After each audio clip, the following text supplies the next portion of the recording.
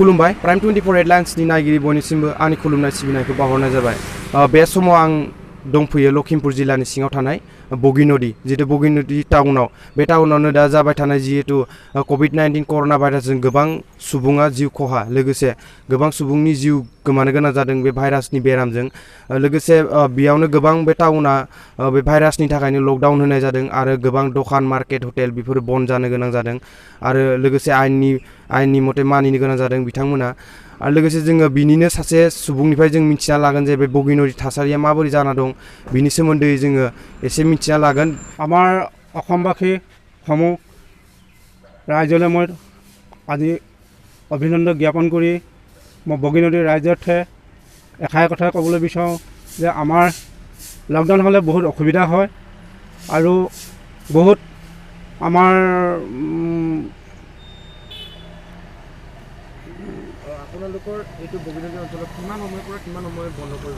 আমাৰ এই বগিনদী অঞ্চলত যোৱাকালিৰ পৰা মানে 1 বজাৰ পৰা আপোনাৰ 1 বজালৈ কি 6টাৰ পৰা 1 বজালৈ বন্ধ ঘোষণা কৰা হৈছে। গতিকে 2টালৈকে আছিলে 2টালৈকে থকা পৰিৱৰ্তে এতিয়া 1টা বজালৈকে দিছে বুলি কোৱা শুনিছোঁ। তাৰ পৰিৱৰ্তে এতিয়া কিমানখিনি হয় মই বুজি পোৱা নাই বাৰু। আৰু আপোনালোকৰ এই বগিনদী আৰক্ষীসকলে যদি দোকানবোৰ খোলা হয় তেওঁলোকে কি একশ্যন ল'ব বুলি কৈছে মানে যদি বগিনদী আৰক্ষীবোৰ মানে দোকানবোৰ খোলা হতে তেখেতলোকে গৈ মানে বন্ধ কৰিবলৈ কোৱা হয়। গতিকে তেনেকৈ সেইমতে তেখেতলোকে পালন কৰিছে বাৰু নকোৱা নহয়। সকলো ৰাইজে সহায় সহযোগিতা আগবঢ়াইছে বাৰু নকোৱা নহয়। মই কিমান দিনমান হ'ল আপোনালোকৰ লকডাউন আমাৰ তেনেকৈ মানে 2টালৈকেহে বন্ধ কৰা হৈছিলে। যোৱাকালিৰ পৰাহে মানে আপোনাৰ 1টালৈকে বন্ধ কৰা হৈছে।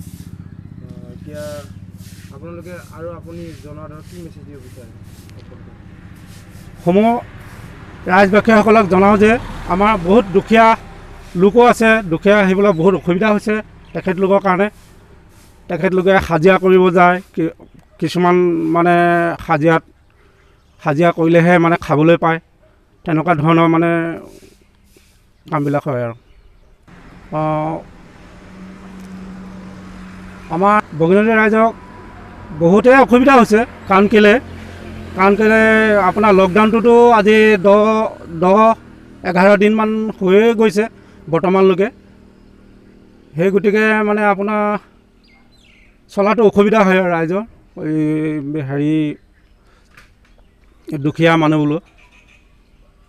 সেইটোকে কৈ মই ইমানকে কয় আৰু কিবা একো নাজানো মই এতিয়ালৈকে বৰ্তমান।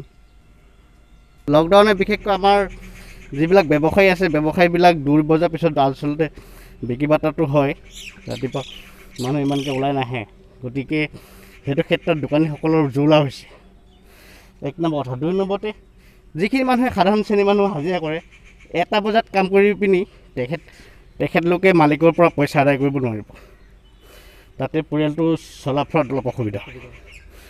গতিকে লকডাউনত চৰকাৰক এটাই দাবী জনাইছোঁ চৰকাৰী দুখীয়া নিচলা মানুহখিনিক অকণমান সহায় কৰিব লাগে। তাৰ ফলত মোৰ ফালৰ পৰা তাৰ চৰকাৰক অনুৰোধ জনাইছোঁ। বজাৰ হাটবিলাক বন্ধ হোৱাৰ কাৰণে আমাৰ যিবিলাক সাধাৰণ কৃষিজীৱী ৰাইজ সেইসকলৰ নিজৰ কৃষিৰ ওপৰত ভিত্তি কৰি বিশেষকৈ আমাৰ জনসাধাৰণ চলে। গতিকে বহুত অসুবিধা হৈছে। এই অসুবিধাবোৰ চৰকাৰে কৃষিজীৱী আৰু যিখিনি এই আপোনাৰ হাজিৰা কৰি খায় তেখেতলোকক কিবা অনুদান দি জীৱিকা নিৰ্বাহ কাৰণে হ্ৰাস দিব পাৰে তাৰ কাৰণে মোৰ ফালৰ পৰা অনুৰোধ থাকিল।